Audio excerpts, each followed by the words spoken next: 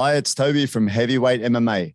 Today I talked to the Hurricane, Albert Kraus from the Netherlands, the K1 Max superstar who's fought everyone, all the biggest names such as Masato, Borkow, Petrosian, and a host of names in his 140 fight career. The man's got a lot to share, great personality to boot. Please have a listen and enjoy. Man to man, combat hand to hand, horns locked, ready for the last stand, elbow drops, kicks fade bang. If I connect you, levitate, better settle mate, lights out, knocked out by the heavyweight. Yes, nice to be in your program. Thanks, man. It was a long while back that I used to go to the little Japanese store in Australia and buy K1 Max DVDs or VCDs, I should say, just to watch guys like you fighting at the top of the sport, man. How does it feel now to be over, finished the career basically, and passed so many great fights? Yeah, it's nice to have. I think I have a very good career. If you're looking about the program of K1 Max, yeah, I think it was the best in ever, best ever, better than everything what's now there on the cards. There were really great fights.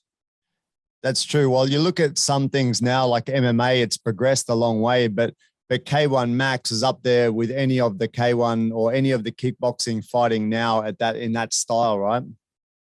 Yeah, to be honest, the MMA I don't follow so much, so I don't know a lot about this. But if I see now the kickboxing fights, yeah, it's not the same like the K1 days. True. When you look back at your whole career, especially to do with K1, are you satisfied that you did what you wanted to do? No, not really. Sometimes I'm a little bit how I can explain it? Sad about the thing how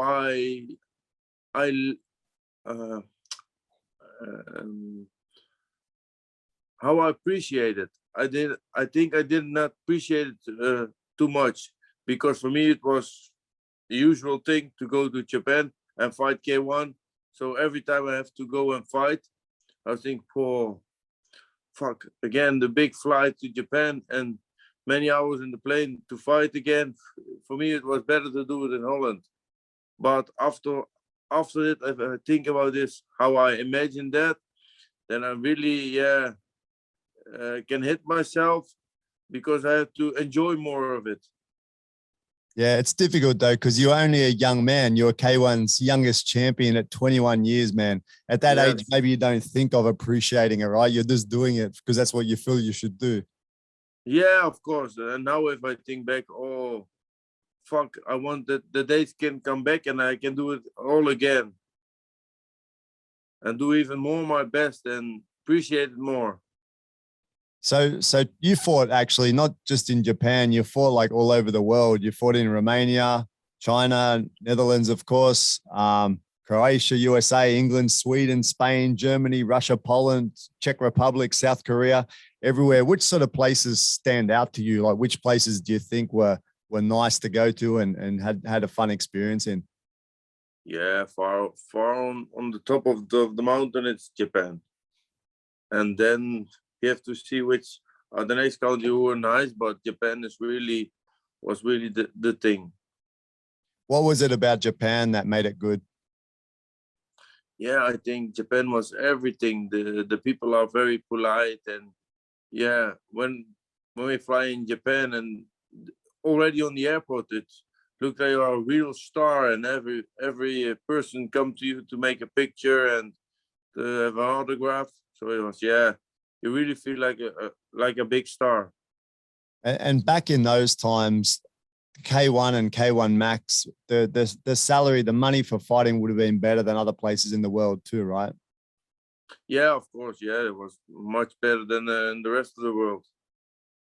That's it. And in your career, you had, is it correct that you had 120 fights in kickboxing? Is that right? 89 wins, or is that incorrect? I just got it offline. No, I think I have about 140. 140. So wow, a few more. Yeah.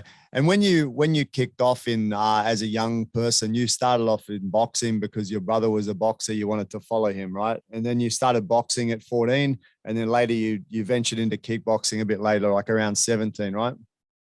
Yeah. I started boxing when I was 14 years old, and I did it only for 1.5 years. And in my hometown, there was no boxing. So I heard there was kickboxing. My cousins did kickboxing. So I said, okay, I'm going to try this. And so I rolled in it. And then when you kicked off, was it something that you just instantly loved, that you wanted to keep going and training like nonstop? Yes, of course. Then you are young and yeah, you like to do it, so you want to do it more and more. But we only did it for there was only training for 3 times in a week, so we couldn't do it for more. So if when I won K1, I only trained 3 times a week. Oh my God, that's incredible, for real.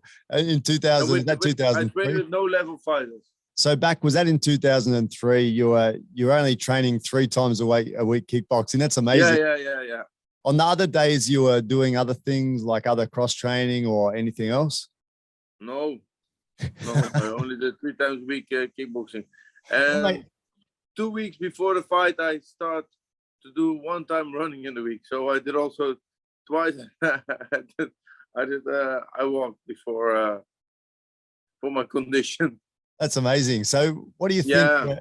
What would have happened, do you think, if you had the classes and the proper training? You would have been unbeatable, man.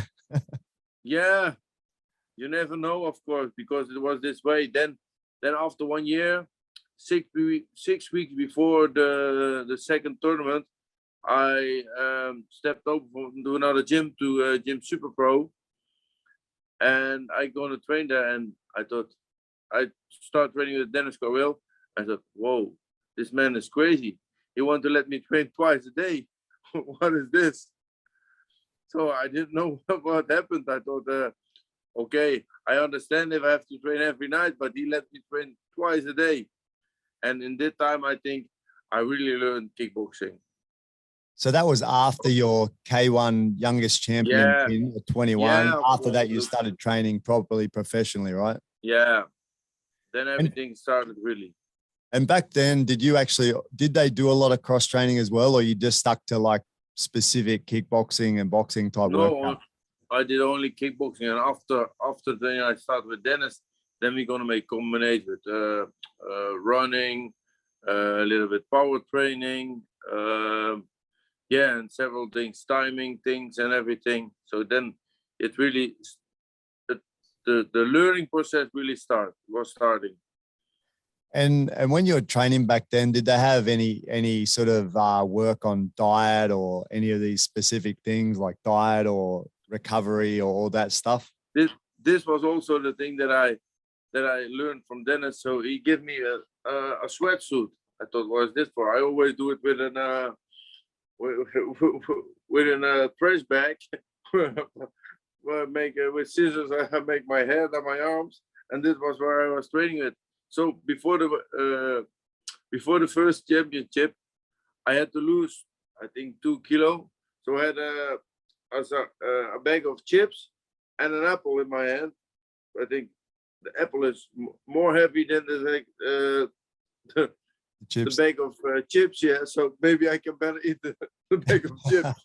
I didn't know about anything about eating or everything. I had to learn afterwards when I started training with Dennis. So that's something that you took up. And what about the strength and conditioning? You said you did some power training. What sort of work did you do in that respect? Yeah, then we had Dennis had a friend. He was good with the power training. He's still doing it now for Rico Verhoeven. And that guy did make our schedules for the power training. That's cool, man. And when you first started fighting, was that in kickboxing, or did you try it in boxing earlier, like when you started off? Oh, I also did a few boxing fights, amateur boxing fights. Yeah. And how did it feel for you to be in the ring fighting at that sort of age, a young guy? Did you enjoy it? It's frightening. It was all right. You enjoy it. Like, was it easy for you? No, yeah, of course, I was nervous before the fight every time, but I think every kid want to be strong. You see the movies and you want to be the same as you see in the movie. So you want to be strong and you want to be the best.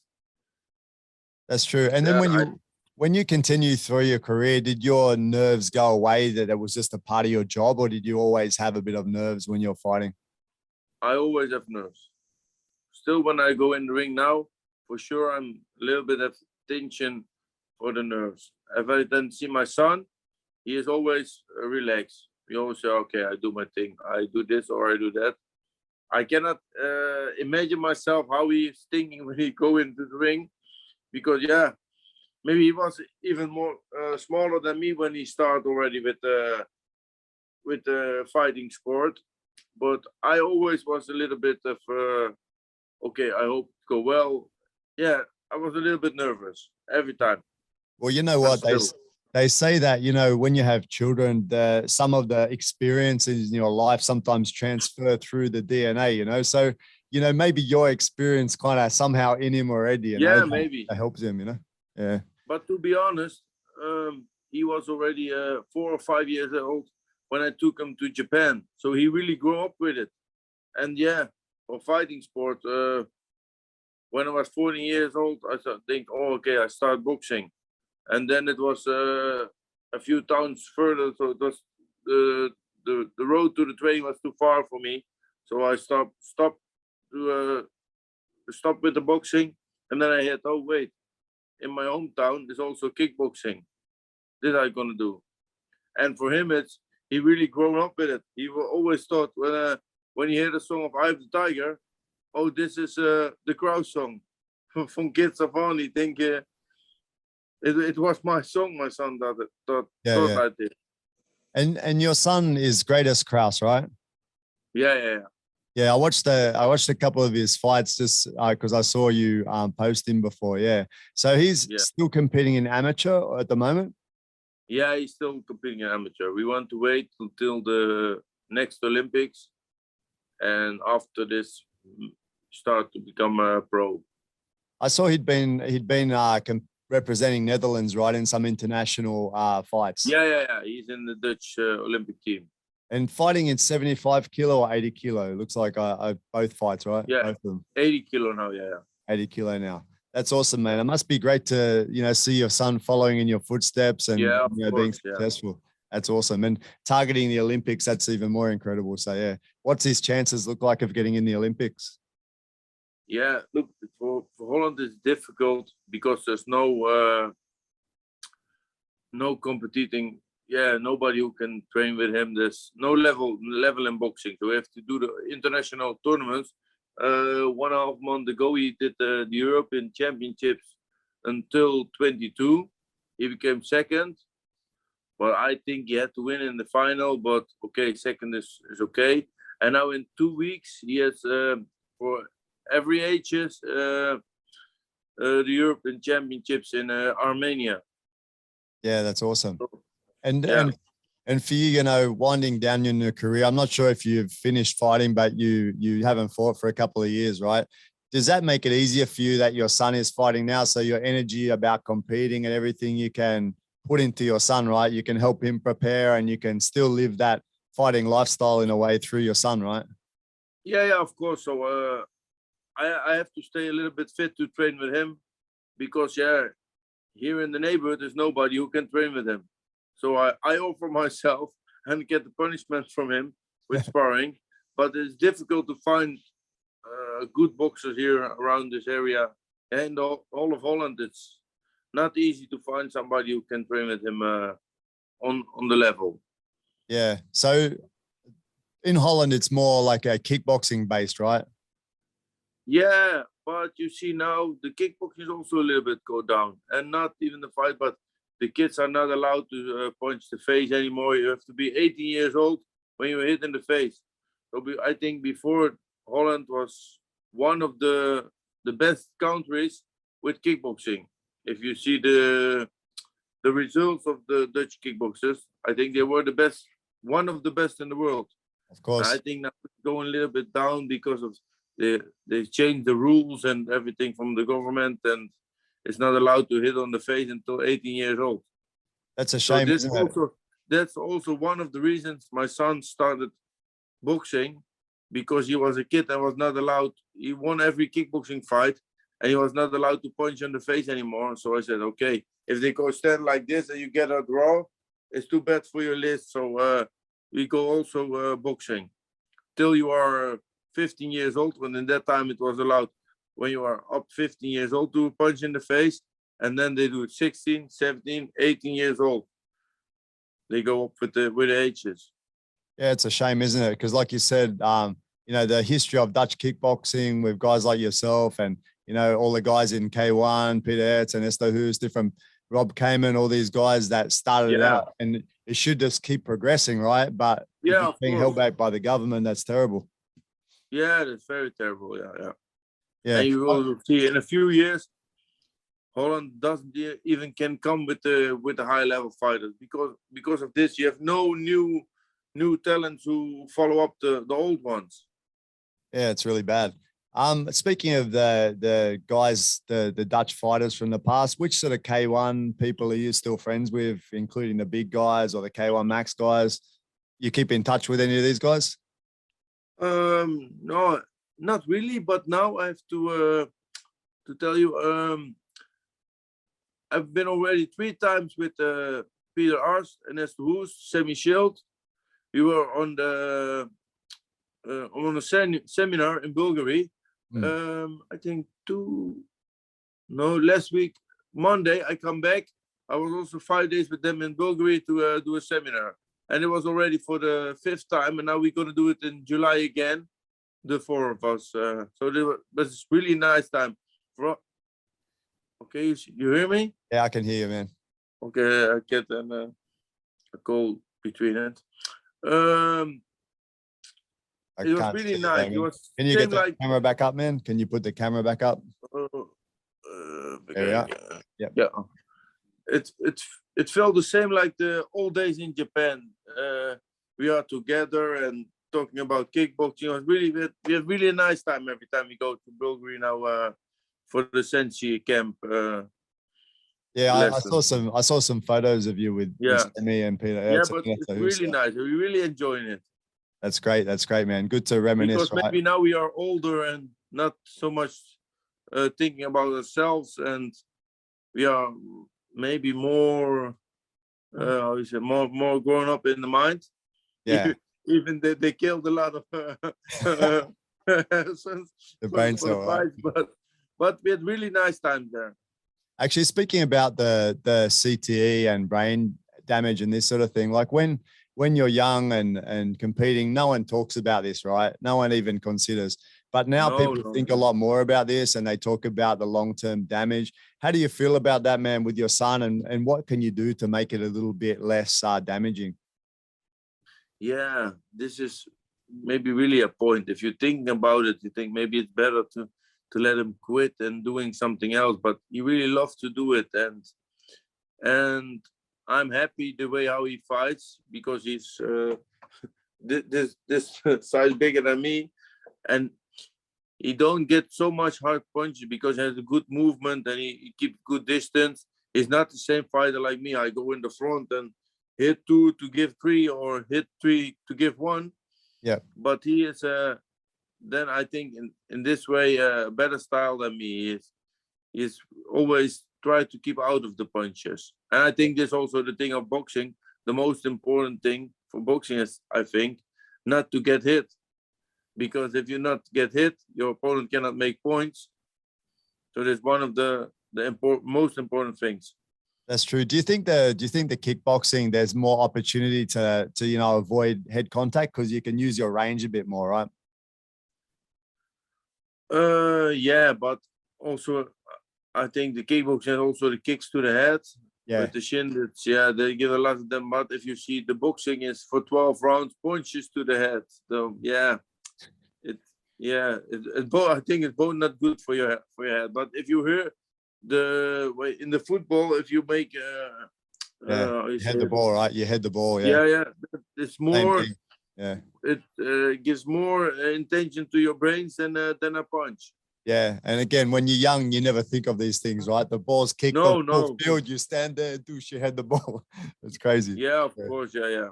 That's it. And speaking of brain damage, you had a couple of really tough fights over your years, and I heard you mention that your toughest opponents was Sato and Chapman's from New Zealand, right? Yeah, yeah. So those fights, what do you remember about those fights? Yeah, it were really hard fights. If you hit them and they don't put attention on the face, yeah. With Sato, I fought him 2 or 3 times, and I always hurt my hands after the fight. Yeah, and he's a tall guy too, right? So a bit difficult to fight, yeah. Yeah, and Chapman is also a tall guy. That's it. But and Chapman was also a really strong guy.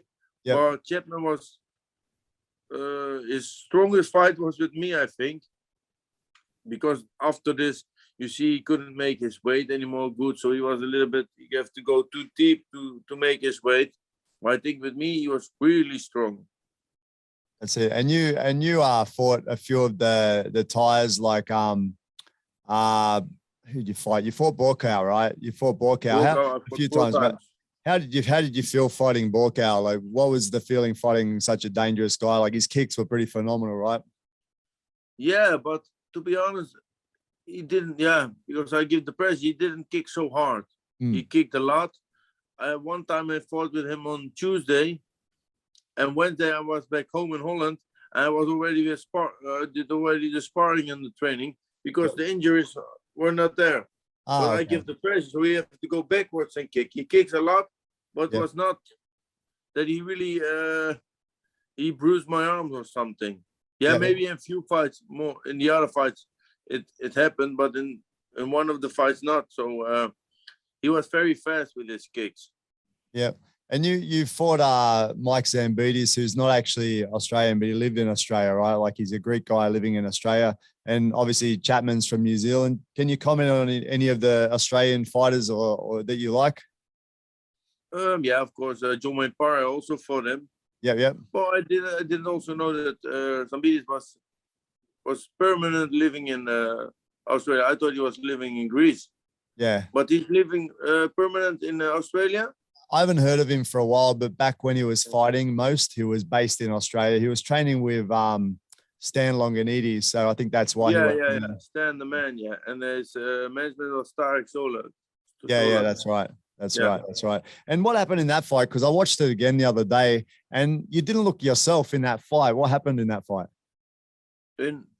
You fought him twice, right? Zambides. But yeah. In the fight where he hit you with a hook and you went down, what happened in that one? You just really didn't look at yourself.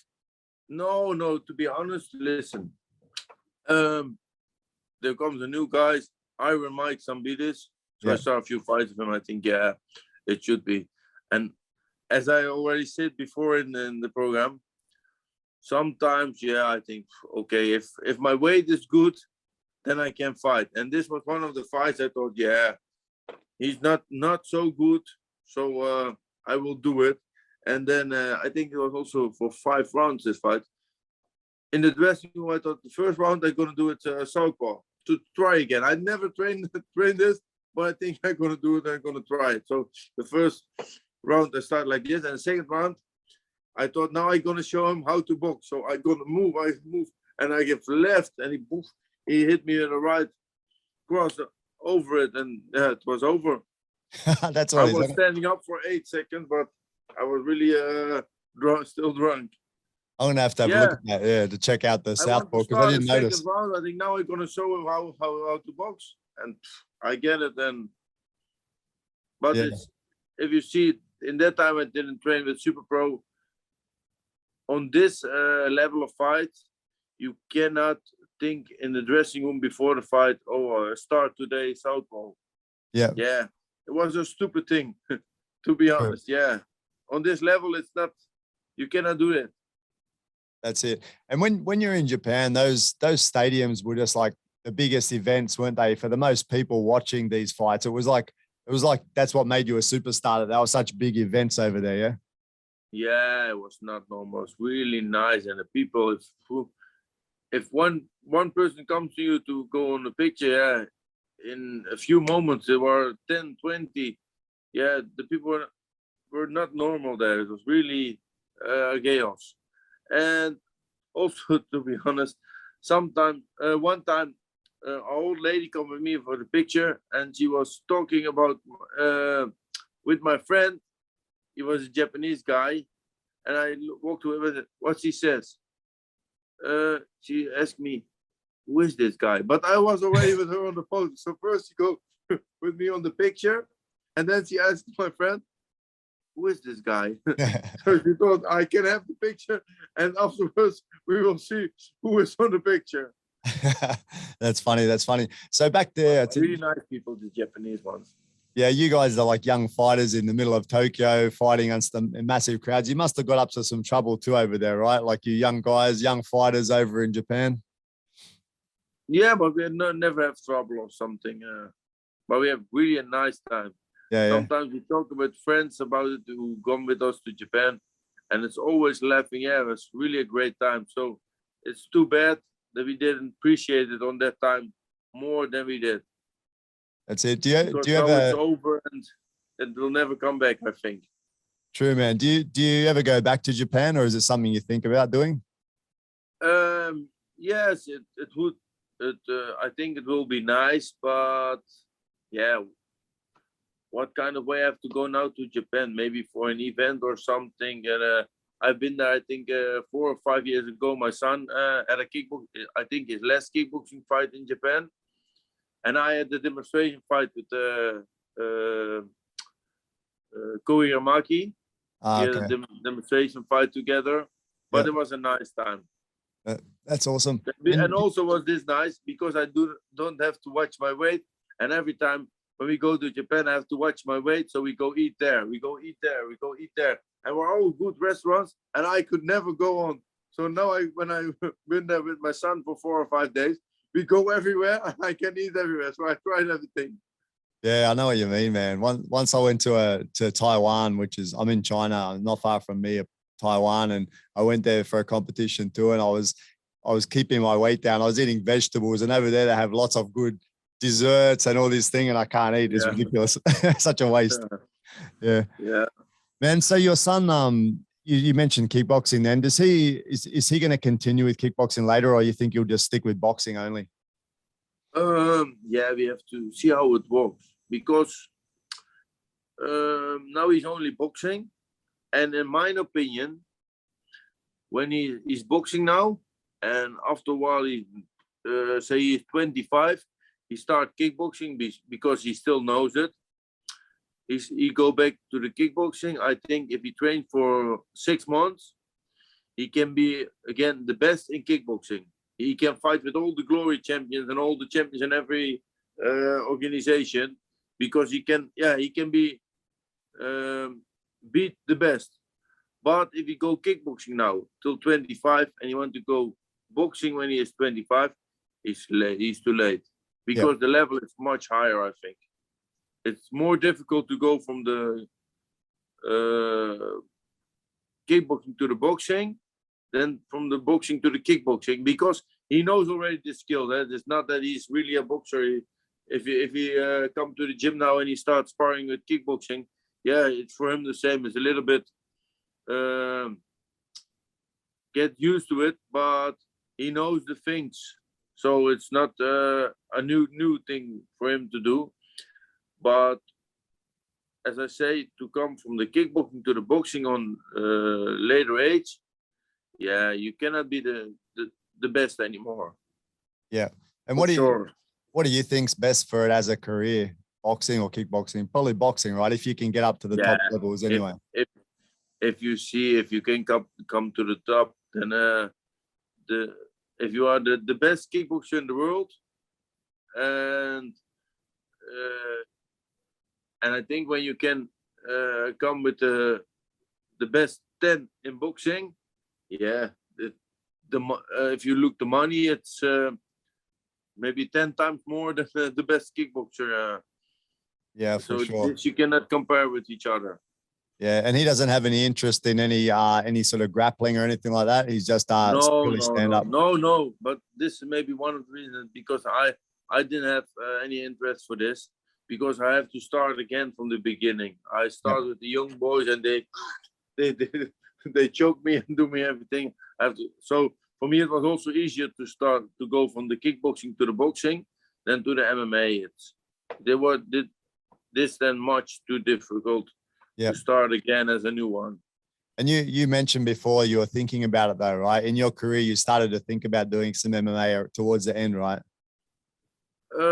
No, not really. I saw it One mentioned time somewhere. they asked me, what?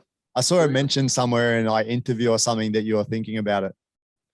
Oh, once it was, I think it was Dynamite in Japan, and they asked me to fight Royce Gracie Ah, in an MMA fight. that'd be exciting. Okay, we can try to do it. And then the people around me said, okay, now we have to start to learn your grappling on the ground and defend yourself. Come on, man. What I have to learn, even in 5 years, with this man, if we come on the ground, I can take down because it's over. Yeah. But before I'm on the ground, I can hit them also on the way to it. So I have to train my stand-up and don't train on the ground. Maybe a little bit to stay off of the ground, because if you come with these people on the ground, it's over. Yeah. So I can try to train it, but then I'm fooling myself because it will not have any effect. Yeah, Nothing. you have to fight on your strength, right? You can't fight on I have to do my stand up and try to hit him. And if you him on the ground, I have to try to hit him, because if he had my finger, I think it's already over, because he will break it. Yeah, that's it. No, he's pretty good grappler too. Hey, actually, a friend of mine was fighting MMA and K1 over there. You know, Ian Shaffer. Oh no, I mean, Royce Gracie. I think it's the son of Rickson. Oh no. No, Hickson's son is what's his name? I forgot his name. I got to look up though. No, it's not. Yeah, it's not Hoyce. Let me check. No. Royce Gracie is the oldest one. The first UFC one. Yeah. That's Royce Gracie. No. It's Kron Gracie. That's the one. Kron Gracie. Kron Gracie. Yeah. Yeah, actually, I think Hickson would be. I don't know. Yeah, Hickson be deadly one too. I reckon Hoyce might be better than even Kron. Maybe you should fight Hickson instead. Oh, not Hickson. I mean Hoyce. Yeah, that would have been a tough fight. His father didn't want to. He said the Dutch guy has too much experience for him. Yeah, I've watched him fight in some of the MMA, and he's doing pretty well. Like I don't think he fights very often though. Yeah. No, but then they want to fight me. They didn't want to fight me. Yep, fair enough. But I'm not sure. Royce of Rickson Gracie. One, I don't know who is his father, and I don't know Hickson is his father. Hickson is his father. Rickson is his father. Yeah. And I'm not sure, but there was one who before the K1 World Max tournament who said the Dutch guy will win. There was only one who predicted that I will win the tournament, and I think it was him. Yeah. Oh, it's good. Yeah, in Japan, they showed later on the television station, and then one said, and it was him. I think the Dutch guy will win. That's awesome, man. So he predicted it. Yeah. Hey, one of the guys I know from Sydney called Ian Shaffer. I think I've seen a few pictures with you together before. Do you know Ian? Ian Shaffer was a fighter in Sydney, fought in K1 and K1 Max, and also some of the Shudo type events over in Japan as well. I'm sure I've seen you in photos with him, but maybe you forget. You probably met lots of fighters over there. Yeah, I've seen a lot. Ooh. Sometimes I see somebody post about, oh yeah, there was that guy in that time, but I see so many fighters there. Yeah, true. Hey man, also I did a lot of fights afterwards, so my brain is a little bit I don't know what I eat yesterday. Do you have any other injuries like of your body, or is your body functioning okay still? No, I think everything is okay. Only my hands sometimes. Yeah, I had also in the beginning of my career, it hurts sometimes, so I have to protect my hand really good. Yeah. but yeah, I don't have really big injuries. Cool. That's good. That's good, man. Hey, I just wanted to Yeah. ask you a couple of last questions. You've trained your whole life. You've done lots of different exercises, kind of master of your body, you know. I want to know what's your tips for people just to, to be motivated for training and to get to the gym and all these sort of things. What do you think? What's some tips? Yeah, I think, yeah.